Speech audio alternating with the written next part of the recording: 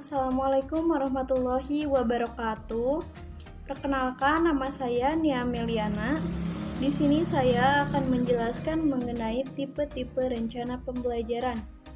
Guru yang berpengalaman bisa memilih dan menggunakan 3 jenis rencana pembelajaran ilmu pengetahuan sosial sebagai berikut. Yang pertama, rencana unit. Yang kedua, rencana jangka pendek yang difokuskan pada topik tunggal, ide utama, atau keterampilan rencana harian. Yang ketiga, rencana jangka panjang. Biasanya disebut sebagai unit kerja, mencakup periode 6-10 minggu selama beberapa waktu, di mana kelas mempelajari beberapa topik yang luas secara berkesinambungan.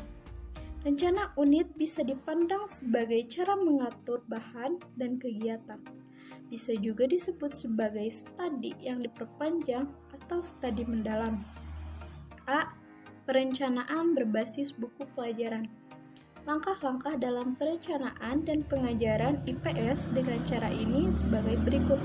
Yang pertama, guru survei materi untuk mengetahui unit yang termasuk di dalamnya dan memutuskan bagaimana membagi jumlah waktu yang tersedia untuk masing-masing unit. Yang kedua, rekomendasi dari penulis teks dapat digunakan dalam pembuatan keputusan ini. Yang ketiga, studi guru tentang materi untuk mencari tahu bagaimana program ini diatur dan apa tujuan utama, sasaran, dan penekanan yang sesuai dan dapat diterima untuk program. Yang keempat, menggunakan panduan guru untuk menyusun rencana mengajar dan kegiatan peserta didik. Yang kelima, menggunakan sumber tambahan dan kegiatan pengayaan, perpanjangan pembelajaran, dan belajar mandiri. Beberapa hal ini disarankan oleh guru pemandu, termasuk yang disediakan oleh penerbit buku pelajaran sebagai bahan tambahan. Mengevaluasi pembelajaran seperti yang disarankan dalam buku pelajaran dan panduan guru utama terutama berfokus pada informasi pelajaran, konsep dasar, dan keterampilan yang terkait. Menggunakan prosedur pengajaran yang formal yang terutama terdiri dari pernyataan dan jawaban, beberapa diskusi, laporan murid, dan pembuatan peta. B. Perencanaan yang berorientasi topik atau subjek.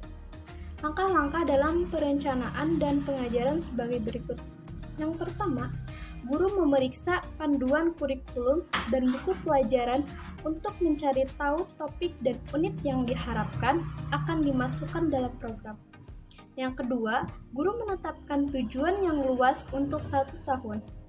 Yang ketiga, ragu-ragu memilih topik untuk dipelajari, konsultasi guru pemandu, dan panduan kurikulum dalam proses ini. Yang keempat, memilih dan menambahkan beberapa hal yang disarankan. Topik-topik ini dapat dimodifikasi dengan program yang dikembangkan, kepentingan peserta didik, dan kemampuan yang lebih dikenal. Yang kelima, menentukan urutan unit yang dipilih dan alokasi waktu untuk masing-masing unit. Yang keenam, menggunakan beberapa saran dari guru lain. Yang ketujuh, mengembangkan dan menggunakan paket pelajaran, bahan pelajaran pribadi, pusat belajar, kontrak belajar.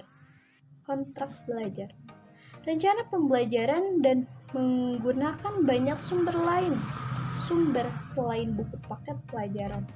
Ini termasuk gambar, paket, buku perpustakaan, film, rekaman, dan artefak. menggunakan berbagai teknik dan alat evaluasi informal seperti diskusi, pengamatan, ringkasan pengalaman, dan lain-lain. Rencana informal C. Rencana informal yang berpusat pada siswa.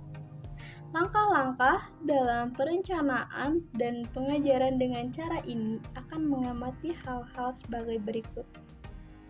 Yang pertama, merumuskan tujuan dan sasaran yang luas dalam setahun untuk mengantisipasi perkembangan sosial dan intelektual anak-anak.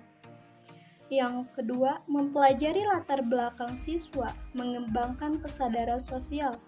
Yang ketiga, mempersiapkan, memotivasi, atau memfasilitasi pertanyaan yang berhubungan dengan isu-isu sosial.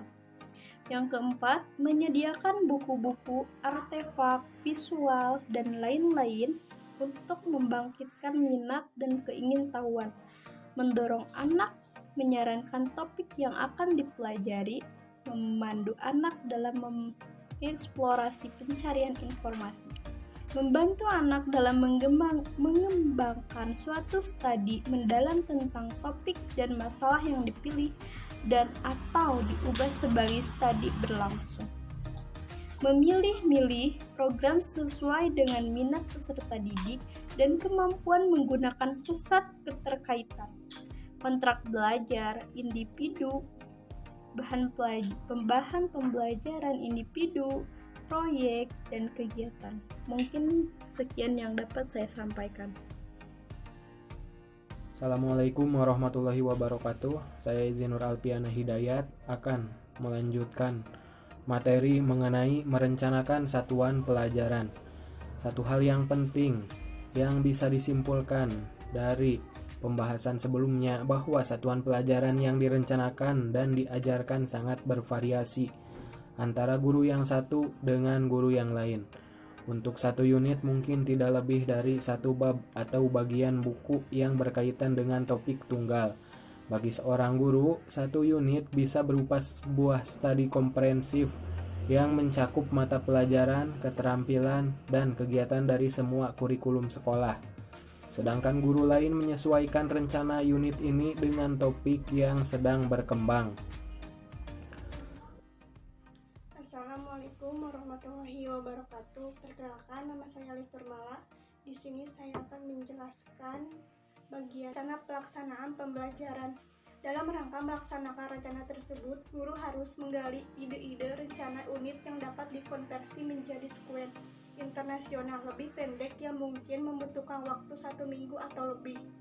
Kadang-kadang ini disebut rencana pelajaran harian, meskipun ada beberapa orang yang keberatan dengan istilah itu karena menunjukkan dan bisa mengakibatkan fragmentasi dan prosedur pengajaran model lama. Belajar ilmu pengetahuan sosial harus kontinu dari suatu hari ke hari berikutnya. Anak-anak mengambil sesuatu yang mereka tinggalkan dalam pelajaran sehari sebelumnya. Rencana pelajaran harus konsisten dengan keberlanjutan yang terus-menerus dalam belajar. Contoh rencana jangka pendek adalah mengajar peta pelajaran yang dimiliki guru dan menggunakannya pada saat mengajar dilakukan. Karena guru bergantung pada rencana-rencana untuk melaksanakan instruksi tersebut, mereka harus lengkap dalam setiap detail, tepat, berurutan, mengantisipasi berbagai kemungkinan dengan sedikit mungkin meninggalkan kebetulan. Assalamualaikum warahmatullahi wabarakatuh. Di sini saya akan menyampaikan materi yang terakhir, yaitu mereview kecukupan rencana pelaksanaan pembelajaran. Rencana pelaksanaan pembelajaran yang dibuat oleh seorang guru belum juga disiapkan dengan baik, walaupun mungkin telah diberi lebih banyak waktu dan lebih banyak sumber daya. Perencanaan pembelajaran adalah proses yang terbuka, yang bisa dilakukan terus tanpa henti. Banyak guru dapat mengingat, seperti ketika mengajarkan kepada siswa, dalam waktu setengah malam menyiapkan setengah jam pelajaran yang akan diajarkan pada hari berikutnya. Meskipun upaya tersebut terpuji, tidak dapat dipertahankan untuk waktu yang lama. Pada titik tertentu, guru harus memutuskan bahwa pelajaran yang sudah cukup baik direncanakan dan kemudian dapat beralih ke hal-hal lain. Checklist rencana pelaksanaan pembelajaran.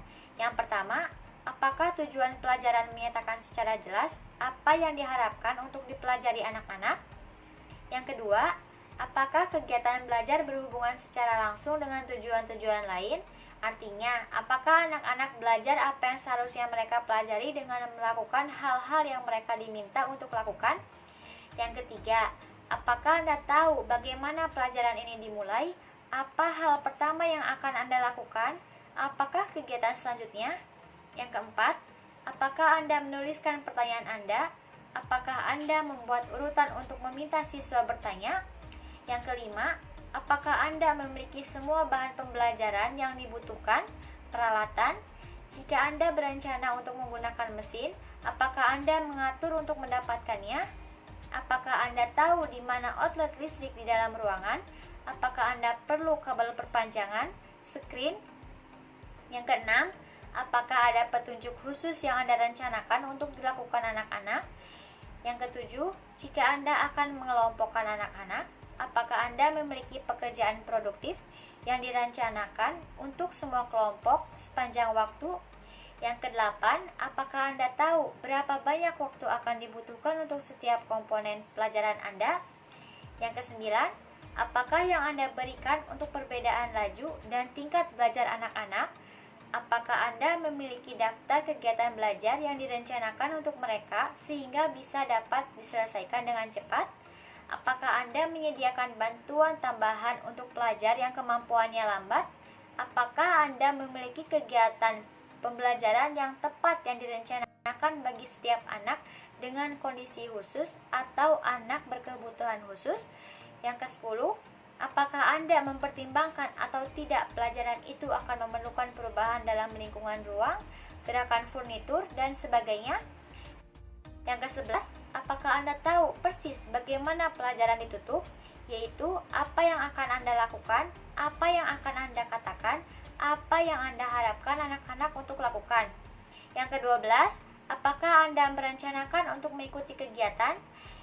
Yang ke-13, apakah Anda memperhitungkan bagaimana harus mengevaluasi hasil belajar? Dan yang terakhir, yang ke-14, haruskah pelajaran akan selesai lebih cepat dari yang Anda rencanakan? Apakah Anda memiliki beberapa cadangan kegiatan yang bisa digunakan?